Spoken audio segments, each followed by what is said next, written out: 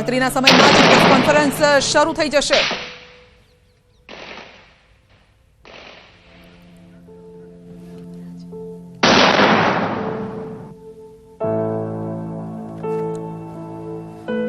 તો ભારતે કઈ રીતે આતંકને જોયો છે.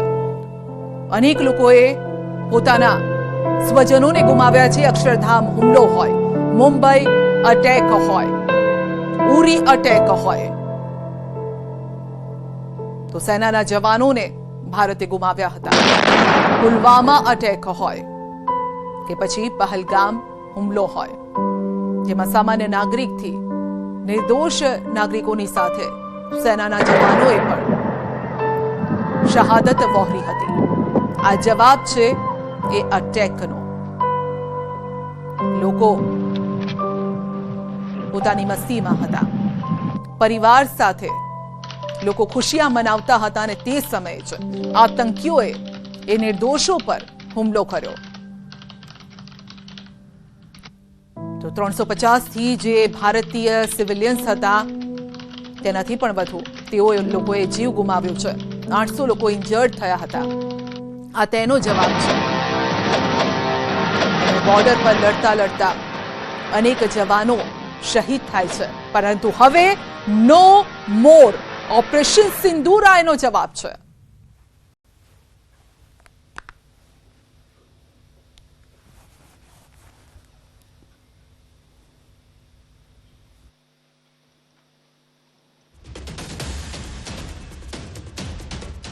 नमस्कार. इस ब्रीफिंग में शामिल होने के लिए आप सभी का धन्यवाद. जैसा कि आप सभी जानते हैं, 22 अप्रैल 2025 को लश्कर ए तैयबा से संबंधित पाकिस्तानी और पाकिस्तान प्रशिक्षित आतंकवादियों ने भारत में जम्मू और कश्मीर के पहलगाम में भारतीय पर्यटकों पर बर्बरतापूर्ण हमला किया. 25 भारतीयों और एक नेपाली नागरिक को कायरतापूर्ण मौत के घाट उतार दिया गया. मुंबई के 26 नवंबर 2008 के हमलों के बाद यह भारत में हुई किसी आतंकवादी हमले में मारे गए आम नागरिकों की संख्या की दृष्टि से सबसे गंभीर घटना है. पहलगाम का हमला अत्यधिक बर्बरतापूर्ण था, जिसमें वहां मौजूद लोगों को करीब से और उनके परिवारों के सामने सिर पर गोली मारी गई. हत्या के इस तरीके से परिवार के सदस्यों को जानबूझकर आघात पहुंचाया गया. साथ ही उन्हें यह नसीहत भी दी गई कि वे वापस जाकर इस संदेश को पहुंचा दें. यह हमला स्पष्ट रूप से जम्मू और कश्मीर में बहाल हो रही सामान्य स्थिति को बाधित करने के उद्देश्य से किया गया था. चूंकि पर्यटन फिर से अर्थव्यवस्था का मुख्य आधार बन रहा था, इस हमले का मुख्य उद्देश्य इसे प्रतिकूल रूप से प्रभावित करना था. पिछले वर्ष आप सभी जानते हैं 2.25 करोड़ से अधिक पर्यटक कश्मीर आए थे. इस हमले का मुख्य उद्देश्य इसलिए संभवतः यह था कि इस संघ राज्य क्षेत्र में विकास और प्रगति को नुकसान पहुंचाकर इसे पिछड़ा बनाए रखा जाए और पाकिस्तान से लगातार होने वाले सीमा पार आतंकवाद के लिए उपजाऊ जमीन बनाने में सहायता की जाए. हमले का यह तरीका जम्मू और कश्मीर और शेष राष्ट्र दोनों में सांप्रदायिक दंगे भड़काने के उद्देश्य से भी प्रेरित था. इसका श्रेय सरकार और भारत के सभी नागरिकों को दिया जाना चाहिए कि इन प्रयासों को विफल कर दिया गया. एक समूह ने खुद को रेजिस्टेंस फ्रंट TRF कहते हुए इस हमले की जिम्मेदारी ली है. यह समूह संयुक्त राष्ट्र द्वारा प्रतिबंधित पाकिस्तानी आतंकवादी समूह लश्कर ए तैयबा से जुड़ा हुआ है. यह उल्लेखनीय है कि भारत ने मई और नवंबर 2024 में संयुक्त राष्ट्र की 1267 कमेटी की सैंक्शंस मॉनिटरिंग टीम को अर्धवार्षिक रिपोर्ट प्रस्तुत की थी, जिसमें TRF के बारे में साफ इनपुट दिए गए थे. इससे पाकिस्तान स्थित आतंकवादी समूहों के लिए कवर के रूप में TRF की भूमिका सामने आई थी. इससे पहले भी दिसंबर 2023 में भारत ने इस टीम को लश्कर तैयबा और जैश ए मोहम्मद के बारे में सूचित किया था, जो टीआरएफ जैसे छोटे आतंकवादी समूहों के माध्यम से अपनी गतिविधियों को संचालित कर रहे हैं। इस संबंध में 25 अप्रैल को यूएन सिक्योरिटी काउंसिल प्रेस वक्तव्य में टीआरएफ के संदर्भ को हटाने के लिए पाकिस्तान के दबाव पर भी ध्यान दिया जाना चाहिए। पहलगाम आतंकवादी हमले की जांच से पाकिस्तान के साथ आतंकवादियों के संपर्क उजागर हुए हैं। रेजिस्टेंस फ्रंट द्वारा किए गए दावे और लश्कर तैयबा से ज्ञात सोशल मीडिया हैंडल द्वारा इसको रीपोस्ट किया जाना इसकी पुष्टि करता है। चश्मदीद गवाहों और विभिन्न जांच एजेंसियों को उपलब्ध अन्य सूचनाओं के आधार पर हमलावरों की पहचान भी हुई है। हमारी इंटेलिजेंस ने इस टीम के योजनाकारों और उनके समर्थकों की जानकारी जुटाई है। इस हमले की रूपरेखा भारत में सीमा पार आतंकवाद को अंजाम देने के पाकिस्तान के लंबे ट्रैक रिकॉर्ड से भी जुड़ी हुई है, जिसके लिखित और स्पष्ट दस्तावेज उपलब्ध हैं। पाकिस्तान दुनिया भर में आतंकवादियों के लिए एक शरण स्थल के रूप में पहचान बना चुका है। यहां अंतर्राष्ट्रीय स्तर पर प्रतिबंधित आतंकवादी सजा पाने से बचे रहते हैं। इसके अलावा पाकिस्तान ने इस मुद्दे पर विश्व और फाइनेंशियल एक्शन टास्क फोर्स जैसे अंतर्राष्ट्रीय मंचों को जानबूझकर गुमराह करने के लिए भी जाना जाता है। साजिद मीर का मामला, जिसमें इस आतंकवादी को पाकिस्तान ने मृत घोषित कर दिया था और फिर अंतर्राष्ट्रीय दबाव के परिणाम स्वरूप वो जीवित पाया गया, इसका सबसे स्पष्ट उदाहरण है।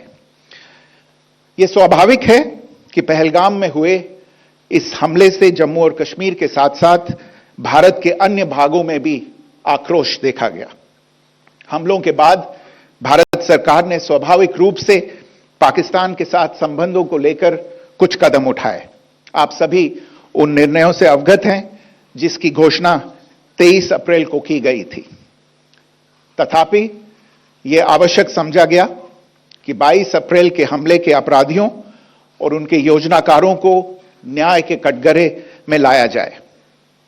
हमलों के एक पखवाड़े के बाद भी पाकिस्तान द्वारा अपने क्षेत्र या अपने नियंत्रण वाले क्षेत्रों में आतंकवादियों की इंफ्रास्ट्रक्चर के विरुद्ध कार्रवाई करने के लिए कोई स्पष्ट कदम नहीं उठाया गया है।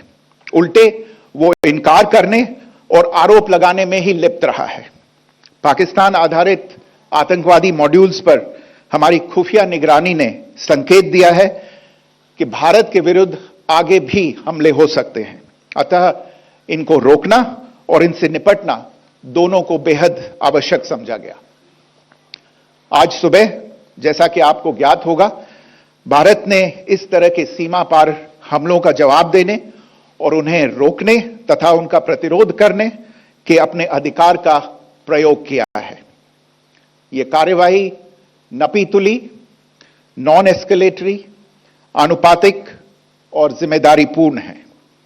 यह आतंकवाद की इंफ्रास्ट्रक्चर को समाप्त करने और भारत में भेजे जाने वाले संभावित आतंकवादियों को अक्षम बनाने पर केंद्रित है।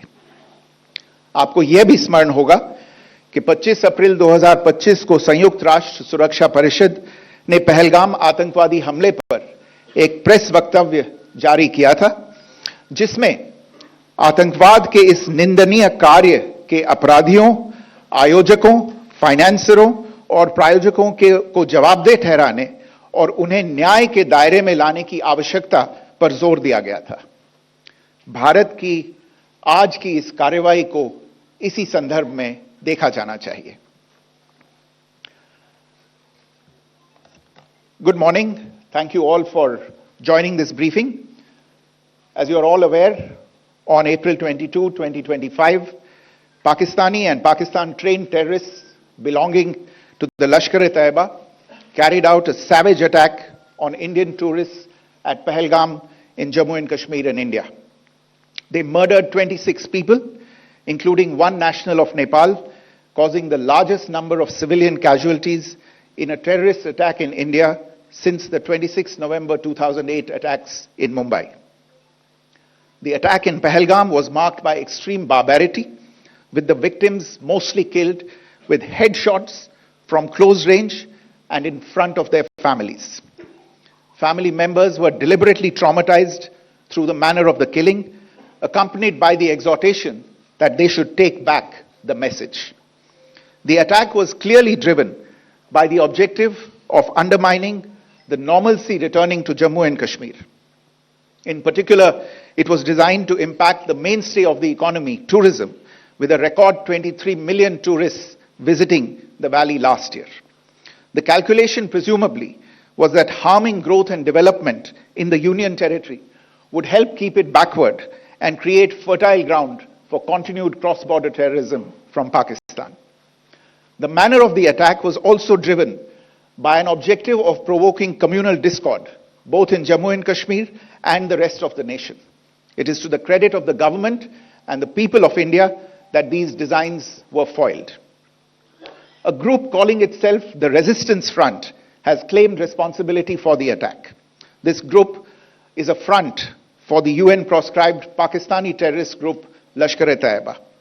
It is notable that India had given inputs about the TRF in the half-yearly report to the monitoring team of the UN's 1267 Sanctions Committee in May and November 2024, bringing out its role as a cover for Pakistan-based terrorist groups. Earlier too, in December 2023, India had informed the monitoring team about Lashkar and Jaish-e-Mohammed operating through small terror groups such as the TRF. Pakistan's pressure to remove references to TRF in the April 25 UN Security Council press statement is notable in this regard. Investigations into the Pahalgam terror attack have brought out the communication notes of terrorists in and to Pakistan. The claims made by the Resistance Front and their reposting by known social media handles of the Lashkar-e-Taiba speak for themselves. Identification of the attackers based on eyewitness accounts as well as other information available to law enforcement agencies has also progressed. Our intelligence has developed an accurate picture of the planners and backers of this team. The features of this attack also tie in with Pakistan's long track record of perpetrating cross-border terrorism in India, which is well documented and beyond question. Pakistan also has a well-deserved reputation as a haven for terrorists from around the world, with internationally proscribed terrorists enjoying impunity there. In addition, Pakistan has been known to willfully mislead the world and international forums, such as the Financial Action Task Force, on this issue. The Sajid Mir case, in which this terrorist was declared dead and then, in response to international pressure, brought back to life, found alive and arrested, is the most glaring example. The latest attack in Pahalgam has understandably generated deep anger in Jammu and Kashmir and in other parts of India. Following the attacks, the government of India naturally responded with a set of initial measures relating to our engagement with Pakistan. You're all aware of the decisions that were announced on the 23rd of April. However, it was deemed essential that the perpetrators and planners of the 22nd April attack be brought to justice. Despite a fortnight having passed since the attacks, there has been no demonstrable step from Pakistan to take action against the terrorist infrastructure on its territory or on territory under its control. Instead, all it has indulged in are denials and allegations. Our intelligence monitoring of Pakistan-based terrorist modules indicated that further attacks against India were impending. There was thus a compulsion both to deter and to preempt. Earlier this morning, as you would be aware, India exercised its right to respond and preempt as well as deter more such cross-border attacks. These actions were measured, non-escalatory, proportionate, and responsible. They focused on dismantling the terrorist infrastructure and disabling terrorists likely to be sent across to India. You would also recall that the Security Council on 25th April 2025 had issued a press statement on the Pahalgam terror attack, underlining, and I quote, the need to hold perpetrators, organizers, financiers, and sponsors of this reprehensible act of terrorism accountable and bring them to justice, unquote. India's latest actions should be seen in this context. Joining me for this briefing on our actions earlier this morning are Colonel Sophia Qureshi and Wing Commander Vyomika Singh. I will request them to share some details regarding Operation Sindoor with all of you.